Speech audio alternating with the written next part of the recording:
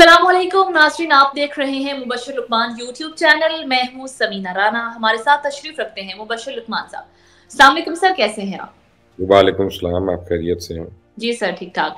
Sir फिर क्या खबरें हैं आज आपके पास? बड़ी अहम डेवलपमेंट्स हो रही हैं। आप देख रही हैं, आपके तहरीक इंसाफ वाले किस तरह से जी कलाबाजियां सर। खा रहे हैं। कई कई साल पुरानी अपना थूका हुआ चाट रहे हैं, बार बार थूका हुआ बार बार चाट रहे हैं इस वक्त। और ये वइज़्ज़ु मन तशा व तुज़िल्लु मन तशा, कि आप ट्रू ऐसा दैट। बड़ा कुछ भी ना बोलें कि आपको जो है औकात अपनी याद आ जाए। पीटीआई वालों ने वज़ारत उज़्मा के लिए उमर अयूब को नामजद कर दिया है। डिफरेंट पार्टीज में सर्व कर चुके हैं। वो किस तरह से देखते हैं इस फैसले को, पीटीआई के इस डिसीजन को? अब पीटीआई में लोटों की हमेशा कदर रही है। जो लोटे आते हैं पीटीआई में, जिनको वो भर के लेके आते हैं, उनकी हमेशा उन्होंने इज्जत की है। जो पीटीआई के वर्कर्स हैं, शुरू से, पहले दिन से, फाउंडिंग डे से, उनकी कोई कदर नहीं है। They are taken for granted.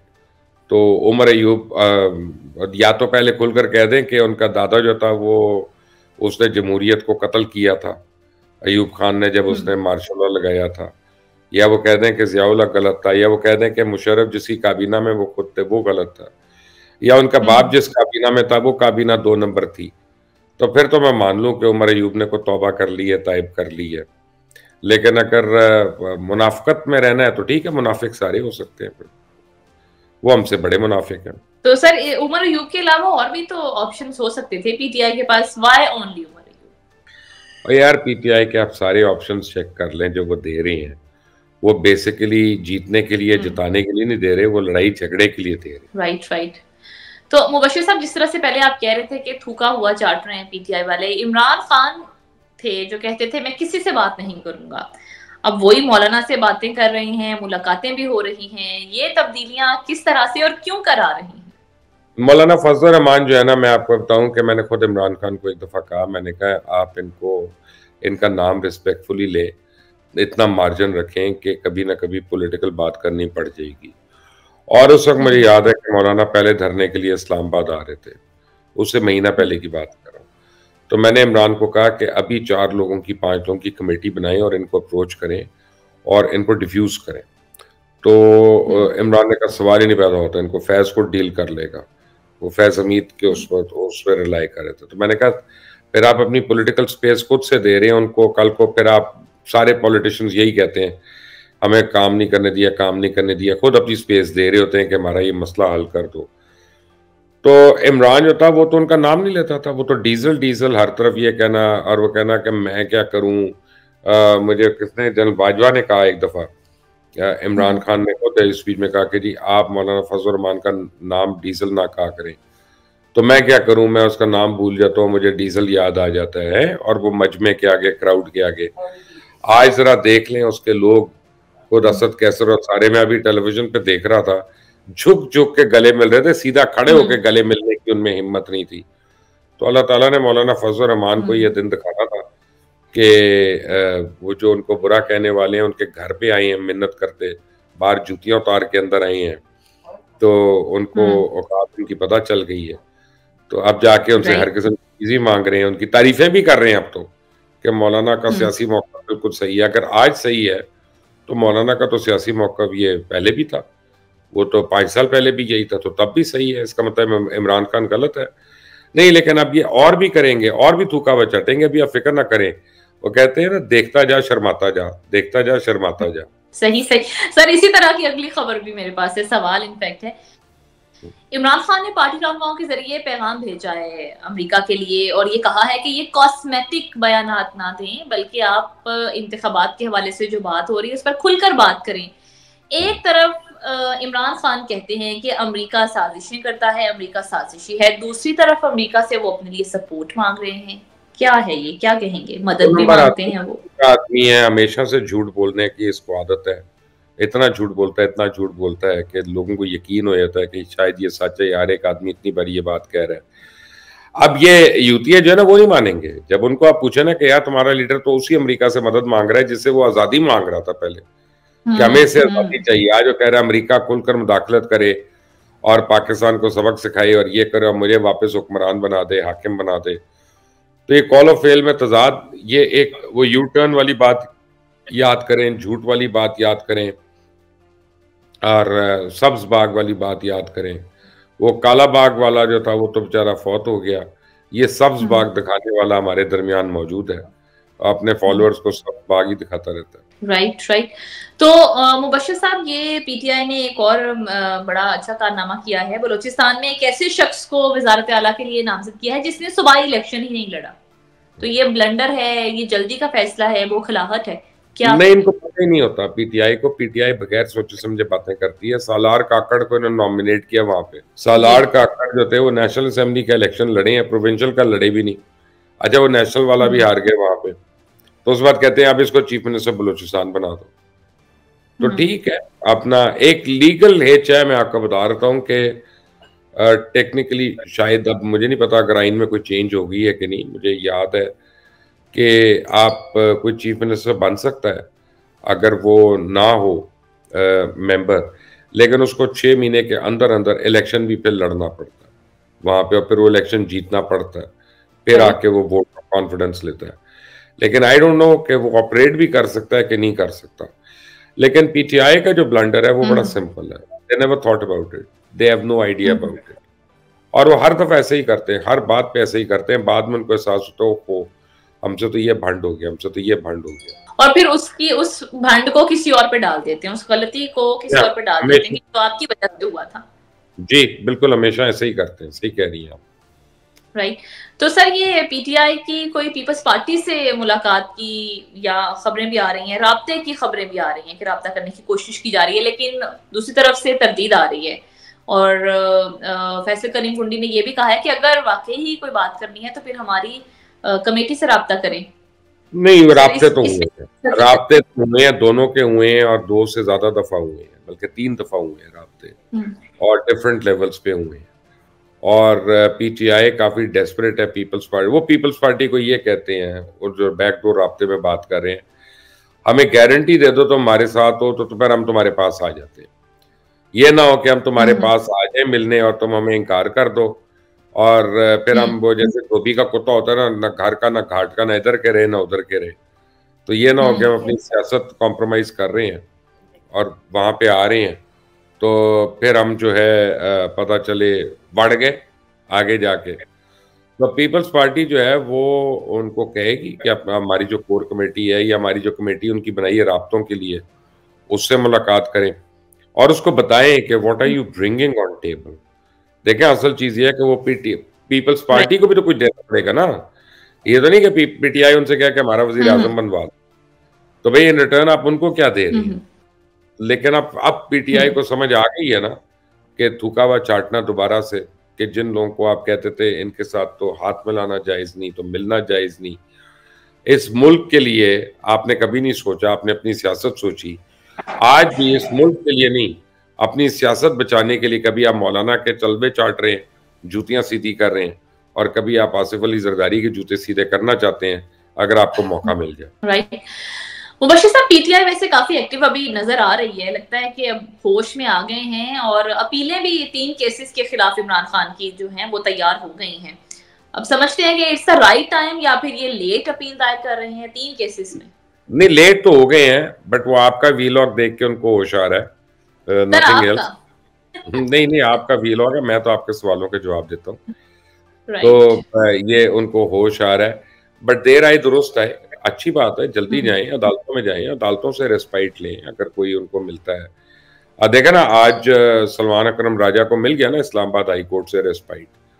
तो इन्हीं अदालतों को, इन्हीं इस्लामाबाद हाई कोर्ट को, इसी इस्लामाबाद हाई कोर्ट के चीफ जस्टिस को ये सारे बुरा कहते थे। आज इनमें हिम्मत नहीं है ये कहने की यार हमें इंसाफ दे दिया उसने, तो हमने जितनी बातें की थी वो गलत की थी इन जज साहब के मुतालिक। ठीक है ना। तो बहरहाल ठीक है, होश में आई हैं तो अच्छी बात है। They are a big party, they are a strong party, और अगर वो हुकूमत में आना चाहते हैं तो उनकी बिल्कुल जगह है, बल्कि उनकी पहले जगह है, उनके पास ज़्यादा सीट्स हैं, प्रोवाइडेड वो लोगों के साथ मिलकर काम करना चाहिए इस मुल्क के लिए। अगर वो चाहते हैं कि हर एक को हम बाहर कर दें जिसको भी मैंडेट मिला, और सिर्फ हमें दे दो हुकूमत, बस हम अच्छा करें बुरा करें, काला करें गोरा करें, तो फिर वो नहीं होगा समीना। राइट। तो सर आप क्या मुस्तकबिल देख रहे हैं? अपील में जाएंगे ये केसेस में, केसेस के खिलाफ, सजाओं के खिलाफ? अभी ये जो गवर्नमेंट हुकूमत साजी हो रही है या होने वाली है, उसके बाद इमरान खान को कोई रिलीफ मिलेगा अदालतों से, आप समझते हैं, अपील में जाने से? देखिए, ये तो आपको कोई लॉयर बता सकता है कि केसेस की नौइयत क्या है, उन अपील्स की नौइयत क्या है, और फिर जब वो उनका एविडेंस क्या है, प्रूफ क्या है, जो जज साहब के साथ डिफरेंट जजेस के सामने रखा जाएगा। मैं यहाँ बैठ के कह दूं कि इंसाफ मिलेगा या मैं कह दूं कि नहीं मिलेगा, दोनों सूरतों में मैं कंटेम्प्ट ऑफ कोर्ट कर रहूंगा, और दोनों सूरतों में मैं गलत बात कर रहूंगा, क्योंकि मुझे ना इधर का पता है ना उधर का पता है।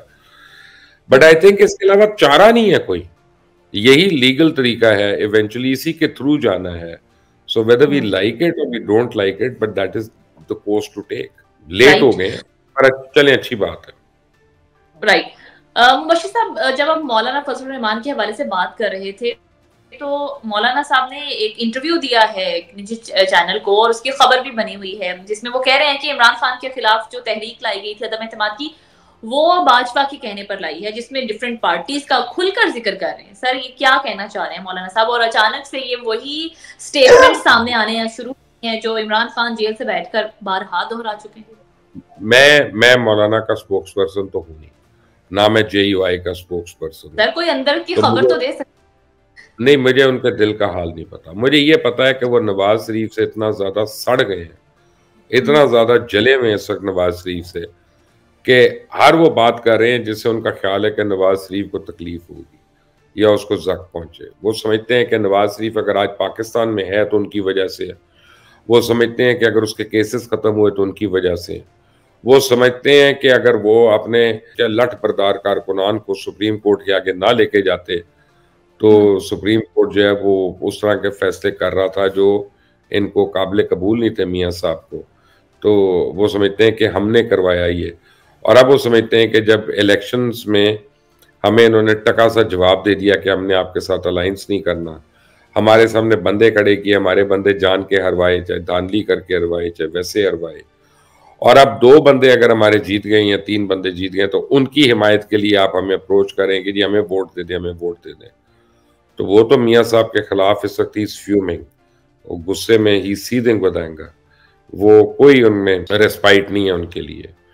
तो जहाँ तक जन बाजवा का ताल्लुक है, या मौलाना फजल रहमान उसके मतलब बात कर सकते हैं या जन बाजवा कर सकते हैं, मुझे तो इसका नहीं पता कि किसने किया था शुरू ये। लेकिन मुबश्शिर साहब वो इतने वसूख से बात कर रहे हैं, वो कह रहे हैं कि जी दोनों पार्टी, सारी पार्टीज बैठी थी और उन्हें बताया गया कि आपने ये करना है और ऐसे करना है। तो फिर मौलाना ने क्यों किया इसे? PDM के सरबराह तो मौलाना फजल रहमान थे, ठीक है ना, कोई और नहीं था, मौलाना खुद थे। तो इसका मतलब है मौलाना खुद भी डिक्टेशन लेते रहे हैं। मौलाना ने खुद से जमहूरियत को डीरेल करने की कोशिश की। देखें, बहुत से सवालात उठते हैं इस स्टेटमेंट से। प्रॉब्लम यह है कि टीवी पे, अब मुझे नहीं पता किसका इंटरव्यू किया उन्होंने, किसका शो किया, लेकिन अगर एंकर कमजोर है तो वो ये सवालात नहीं उसने किए होंगे, और वरना इनके भी जवाब मिलते।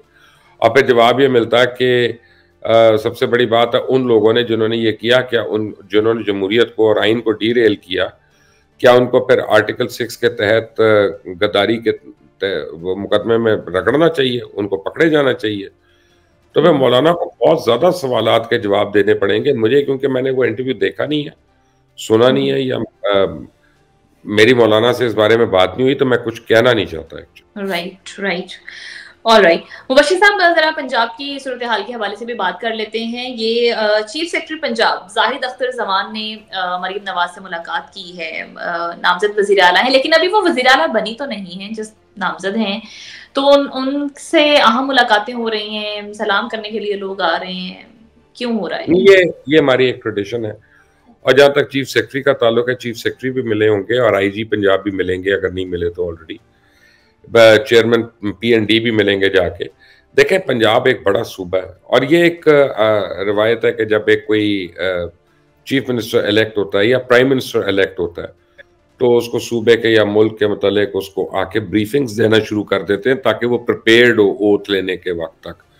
और बल्कि अगर जैसे आजकल सूरत हाल चल रही है, हो सकता है कि उनको सिक्योरिटी ब्रीफिंग्स भी मिल रही हों, इदारे भी कर रहे हो जाके वहाँ पे ब्रीफिंग्स के जी ये दहशत गर्दी के वाकयात हुए हैं, ये हमने कंट्रोल किए हैं, ये हमने इकदाम लिए हुए हैं, ताकि the moment chief minister takes oath, उसके बाद उसको अहम फैसले करने के लिए वो बिल्कुल that person is not blank. तो ये एक अच्छी बात है। बल्कि यूके वगैरह की हम मिसालें देते हैं, वहाँ तो शैडो मिनिस्टर्स होते हैं, शैडो कैबिनेट्स होती हैं, शैडो प्राइम मिनिस्टर होता है, यू नो आई मीन, और उनको उसी तरह अप्राइज किया जाता है जिस तरह से रियल प्राइम मिनिस्टर को, रियल मिनिस्टर को किया जाता है कि कल को अगर ये ओवरथ्रो करके एकदम से मिनिस्टर बन जाए या प्राइम मिनिस्टर बन जाए तो ये इन्फॉर्म्ड हो, इल इन्फॉर्म्ड ना हो। तो इसमें ये अच्छी बात है, इसमें कोई गलत बात नहीं है। Right right. मुबश्शिर साहब, गैस की कीमतों में मजीद इजाफा हो गया है और अभी कहा जा रहा है कि मजीद मुश्किल फैसले भी जो आवाम के लिए मुश्किल होंगे वो करने पड़ सकते हैं। आप समझते हैं कि नई हुकूमत के लिए आते ही एक बड़ा चैलेंज हो जाएगा, क्योंकि लोगों की एक्सपेक्टेशंस होती है कि अब शायद हमें रिलीफ मिलेगा, लेकिन इस हुकूमत को मुश्किल फैसले करने पड़ेंगे। देखे ना, हम रात के 11 बजे ये रिकॉर्ड कर रहे हैं प्रोग्राम, मैं और आप जो, और मैंने अभी ये ऑन करते ही मैंने अपने बंदे को कहा कि चाय बना दो, तो उसका फौरन वहां से मुझे टेक्स्ट मैसेज आया, क्योंकि उसको पता है गैस नहीं, तो उन्होंने कहा गैस, तो गैस है नहीं और बिल आई जा रहे हैं, गैस है नहीं और उसकी कीमतें बढ़ रही हैं, ये लोग उबल रहे हैं। और अगले महीने से सिर्फ गैस के बिल नहीं होंगे, अभी गैस के बिल आ रहे हैं, अगले महीने से तो बिजली के भी बिल भी ऐड हो जाएंगे उसमें। तो ये बड़े सख्त फैसले हैं और आगे कांटों की सेज है, ये कोई इजी गवर्नमेंट नहीं है।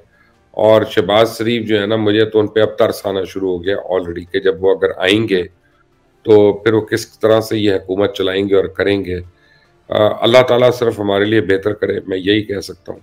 और अल्लाह ताला इन लोगों को इतनी ताकत दे कि हमारे हुक्मरान जो है पाकिस्तान को अच्छे सिमत में लेके जा सकें, अच्छे रास्ते पे लेके जा सकें। आमीन आमीन। बहुत शुक्रिया मुबश्शिर साहब आपके कीमती वक्त और आपके कीमती तजज़िये का। नाज़रीन, इसके साथ ही हमारा आज का प्रोग्राम खत्म हुआ। अगर आपको हमारी वीडियो पसंद आए तो इसे लाइक कीजिए, चैनल को सब्सक्राइब कीजिए। इजाज़त दें, अल्लाह के बाद।